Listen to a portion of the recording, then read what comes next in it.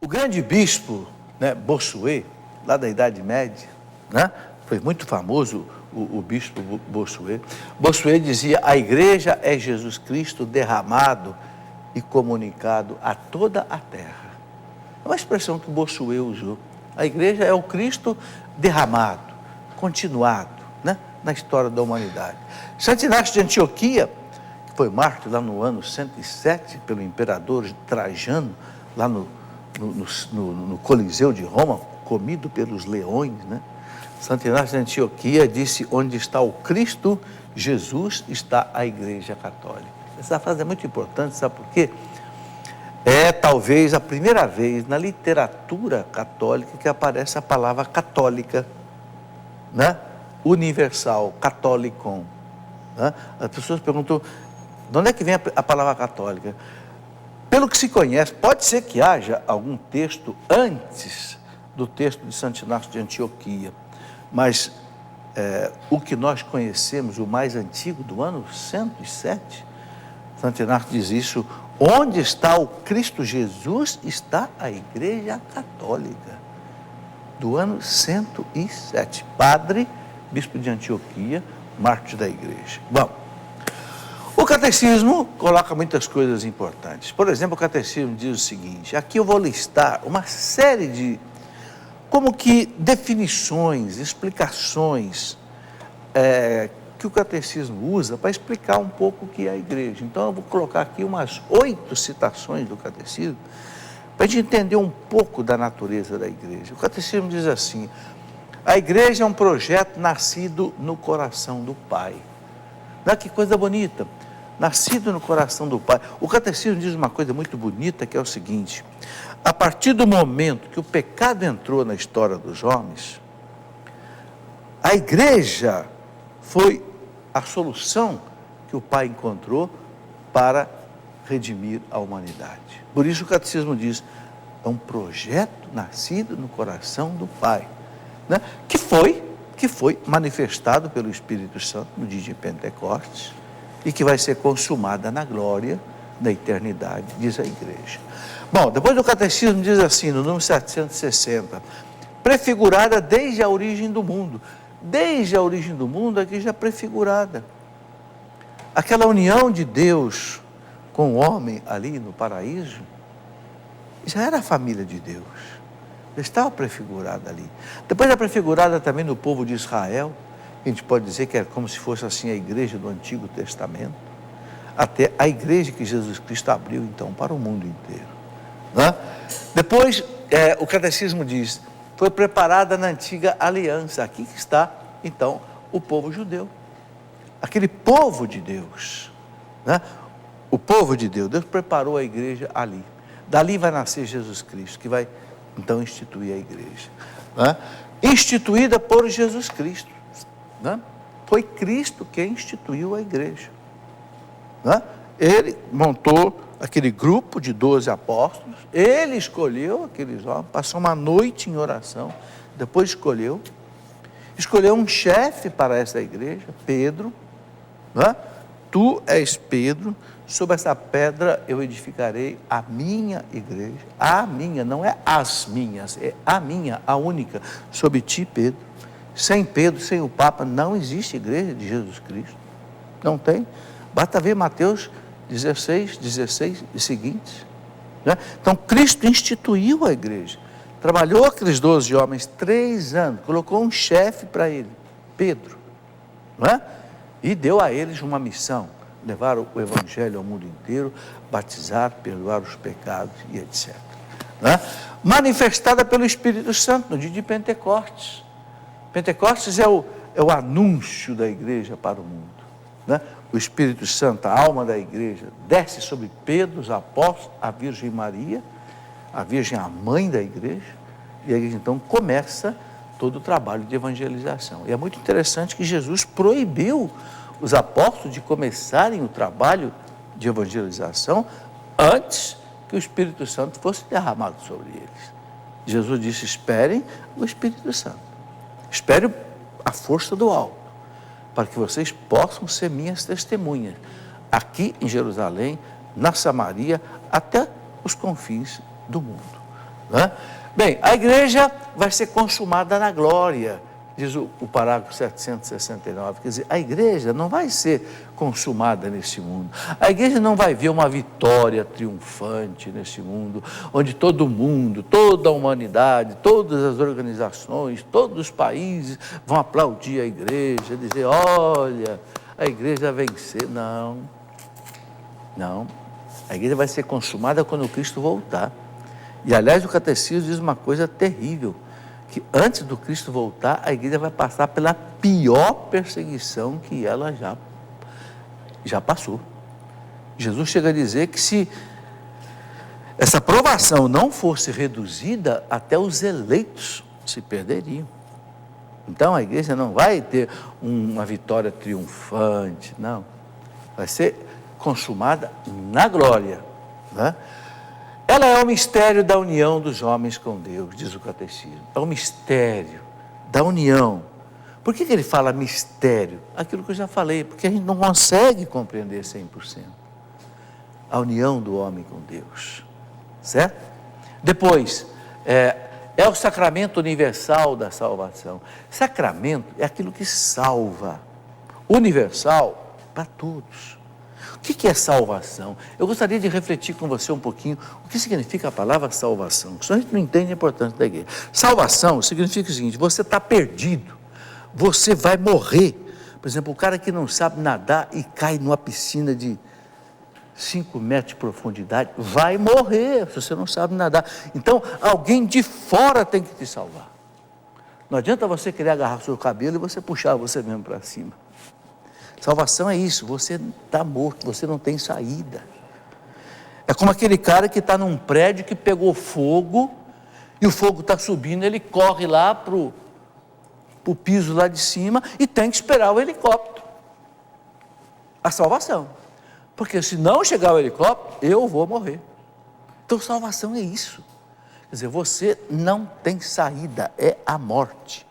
A menos que alguém venha de fora te salvar. A gente tem que entender o que é salvação, não é?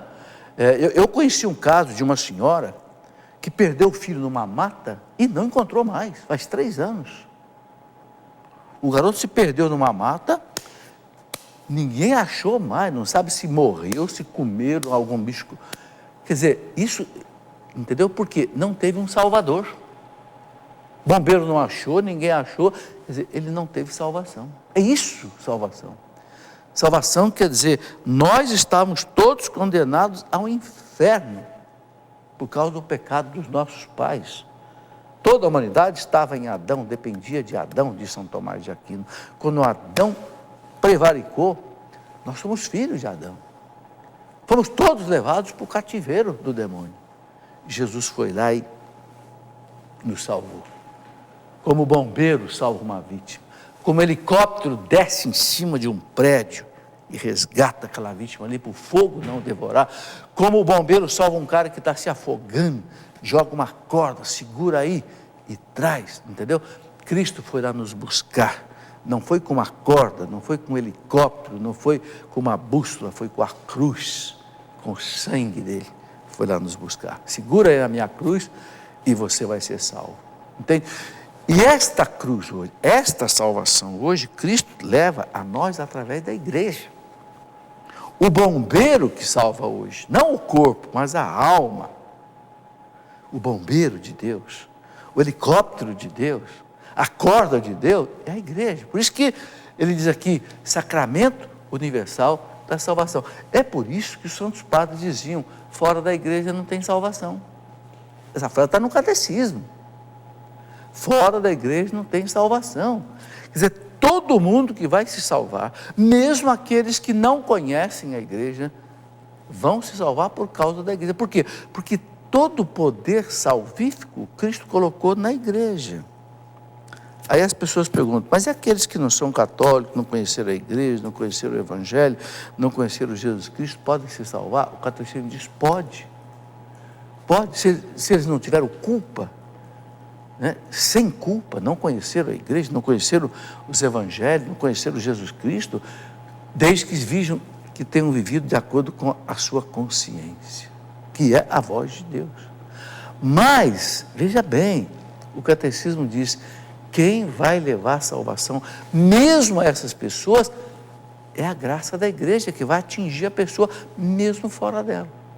Por quê? Porque toda a graça de salvação foi entregue à igreja. É o que a igreja ensina, ok? Muito bem, a igreja é a comunhão com Jesus, né? A união com Jesus, o corpo místico de Cristo. Cada um que é batizado, né? É bonito quando a gente comunga, por exemplo, na Eucaristia, a gente comunga o corpo, sangue, alma, divindade de Cristo. Então, o sangue de Cristo se mistura com o nosso sangue. A alma de Cristo se mistura com a nossa alma. O sangue de Cristo se mistura com o nosso sangue. A divindade de Cristo se mistura com a nossa humanidade. Então, é uma comunhão com Cristo, né? Isso quem nos dá é a igreja.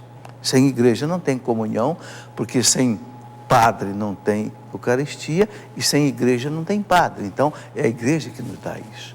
A igreja é o corpo de Cristo, né? São Paulo fala em corpo, Jesus fala em árvore, né? Claro, são analogias. Ninguém vai pensar que a igreja é um corpo, nenhuma árvore, são analogias. Jesus diz assim, eu sou o tronco, vocês são os ramos, né? São Paulo fala, é o corpo de Cristo, né? E tem muitos membros. São Paulo diz, o olho não pode dizer para o pé, eu não preciso de você. A cabeça não pode dizer para o pé, eu não preciso de você. Claro que precisa, sem o pé a cabeça não anda.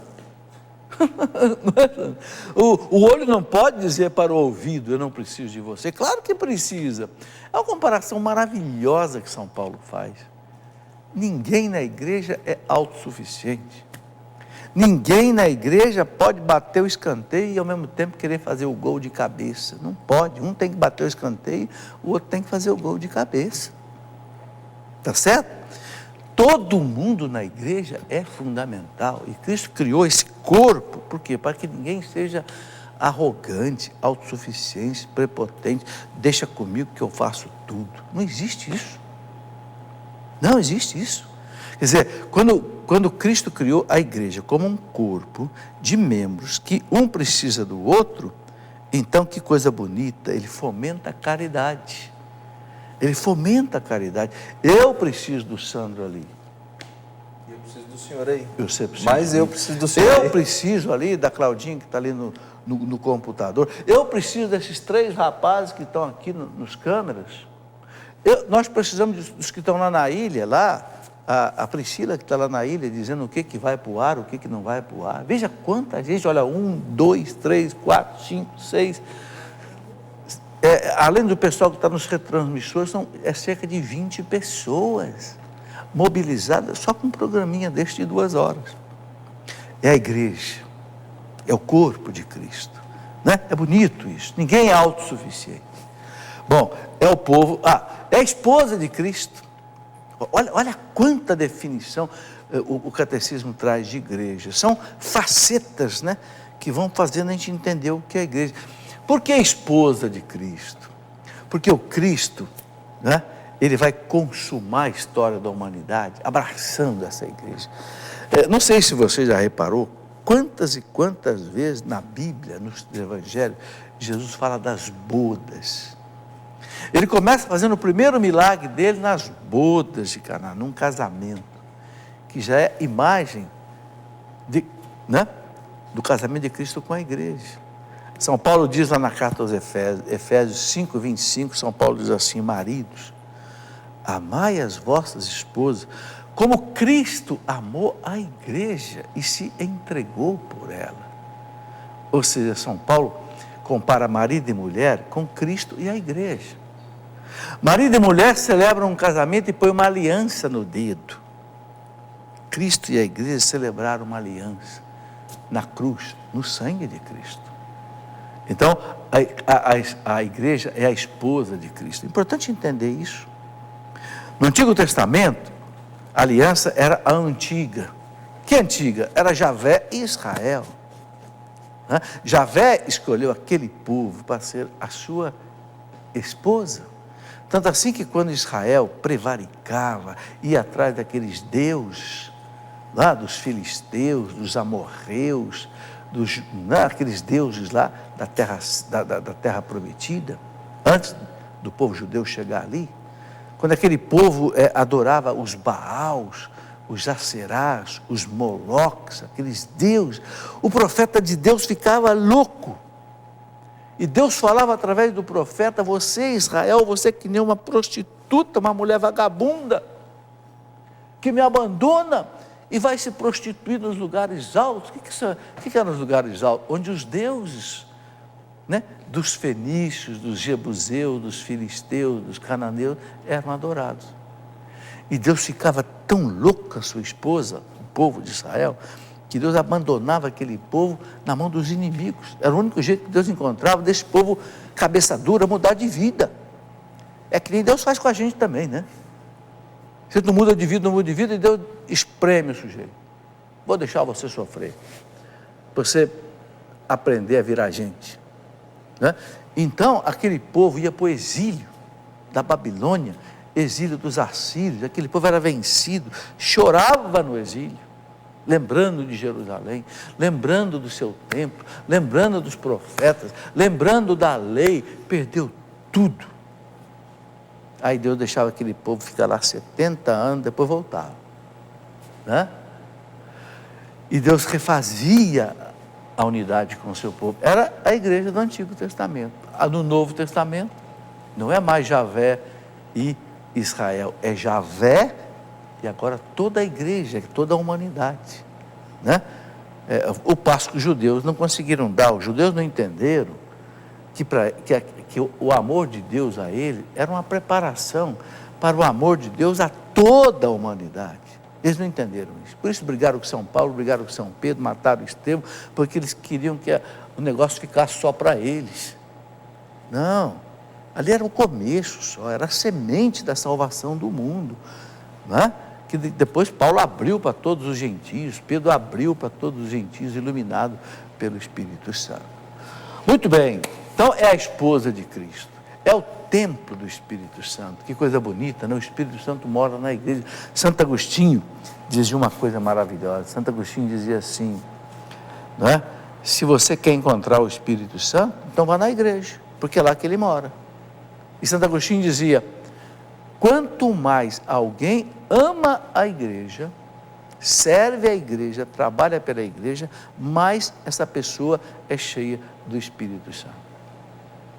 Isso é muito interessante, gente, para nós que estamos vivendo num tempo, né, de renovação carismática. Nós dizemos: vinde Espírito Santo, eu quero ser cheio do Espírito Santo, e nós todos temos que ser cheios do Espírito Santo. Santo Agostinho dá um segredo maravilhoso: quanto mais alguém ama a igreja, tanto mais é repleto do Espírito Santo. Por quê? Porque ele mora na igreja. Se você quer me encontrar, onde é que você tem que ir? Na minha casa. É lá que fica meu telefone, meu endereço, é lá que você vai me encontrar. Se você quer encontrar o Espírito Santo, Santo Agostinho diz: vá na igreja. É o templo do Espírito Santo. É o povo de Deus, é o povo de Deus. É o povo que ama a Deus, é um povo que serve a Deus, é um povo que obedece à lei de Deus, é um povo que segue a vontade de Deus, é o povo abençoado de Deus. São Pedro chama sacerdócio régio, nação santa, povo escolhido por Deus, que ele conquistou com o sangue do seu filho. O Pai conquistou esse povo, né, com o sangue do seu filho.